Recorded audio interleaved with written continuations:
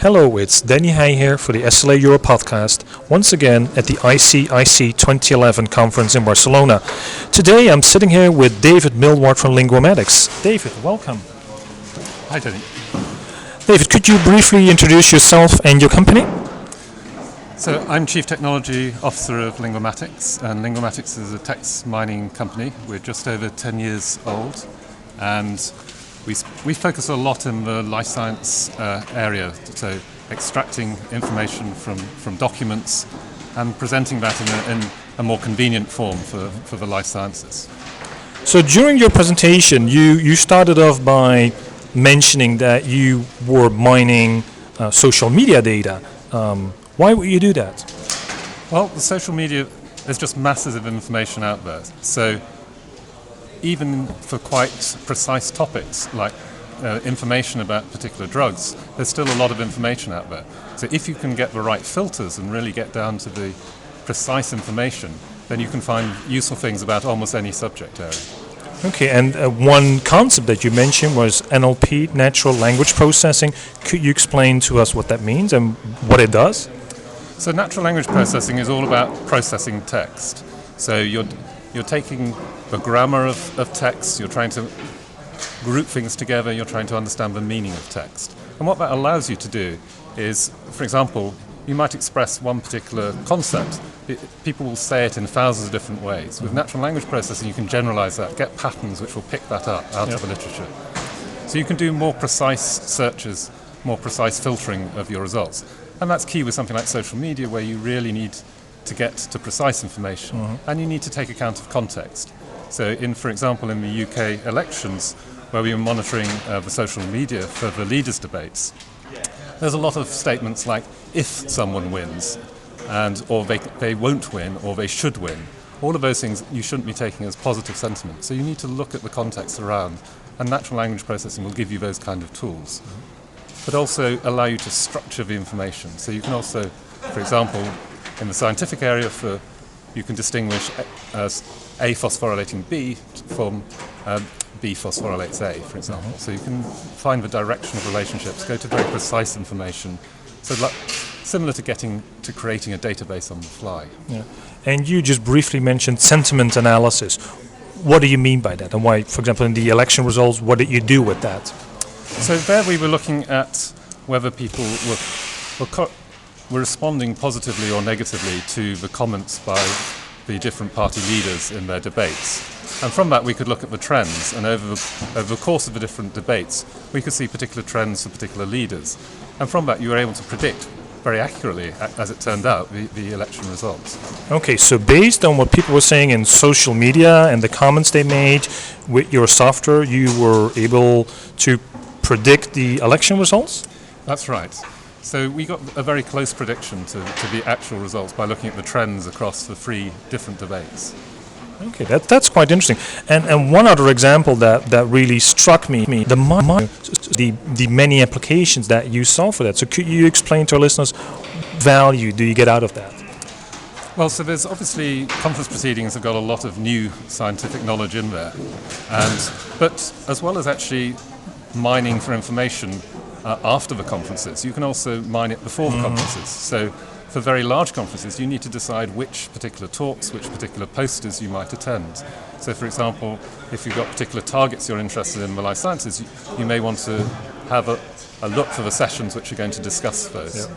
And then prioritize for those which may be taking particular angles on those targets. I really like the slide that you showed, that you mined all the conference, the poster sessions, you read all the abstracts, and you could say, well, I'm interested in, whatever topic, and the program would then show you, even almost make a program, a diary for you, go here, talk to these people.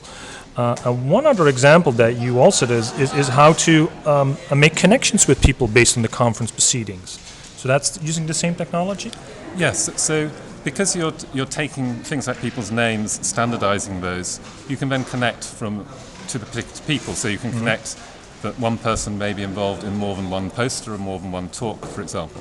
But similarly, you can connect in the scientific literature for those people to the particular research groups. And that's something that customers ours also use to see how well related they are to particular research groups. Are we actually related to the key groups in a particular subject area, or the growing groups in a particular area? So basically you're using unstructured information and then mapping that out and then trying to make connections out of that. That's valuable. That's right. So it's key, once you've got things structured, once you've got identifiers for items, then you can actually connect things together. So you can connect information from different documents, for example. So you can get that a particular chemical relates to a particular gene from one document, and then from a different document you can get that gene relates to a particular disease area. So that gives you the ability to create new knowledge from documents.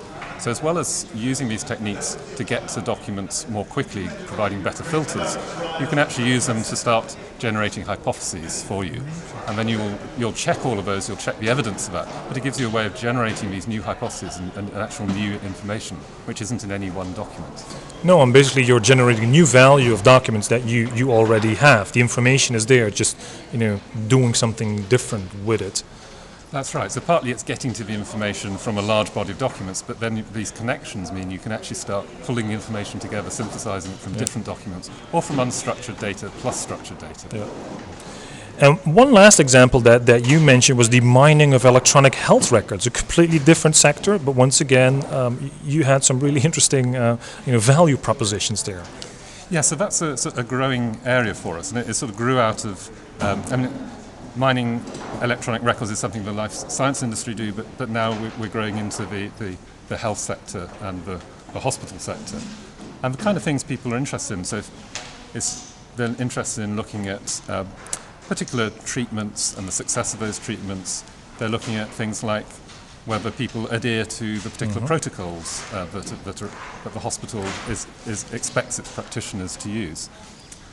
So this is actually, I think, going to be a growing area as people want to do more personalised medicine. There's going to be a growing value in actually mining the electronic health records and then connecting those to the scientific literature. Yeah, and once again here, people have to maintain those records, but now you are indexing them and using smart technologies, for example, to get adherence to protocols, which is something I think very hard to do unless you do it with smart ways like you do.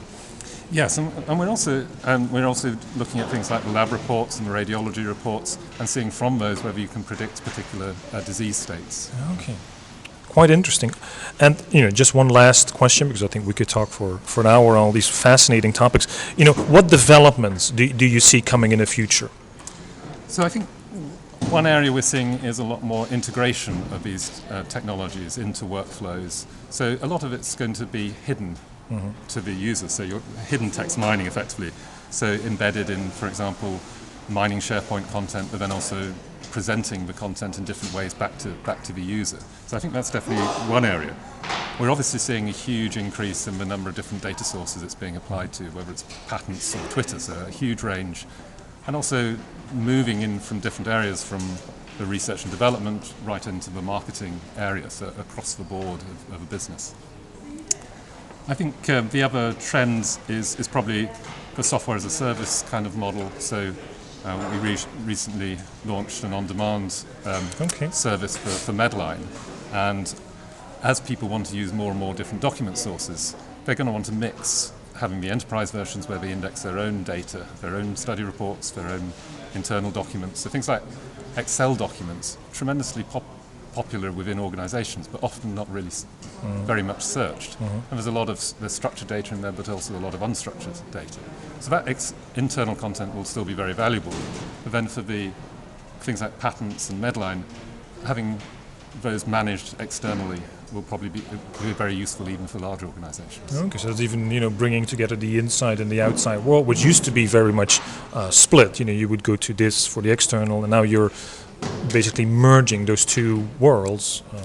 Yes, I think once you start to merge them, you'll also get kind of exciting things happening with that merge. People will start thinking about how they can look at trends internally and externally on different data sources, and generally think about different ways that they can use the data together.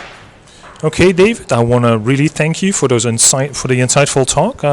For our listeners, if you go to the SLA Europe blog website, www.sla-europe.org/blog, you will find a link to Linguamatics and more information on the fascinating technology. So once again, thank you for listening.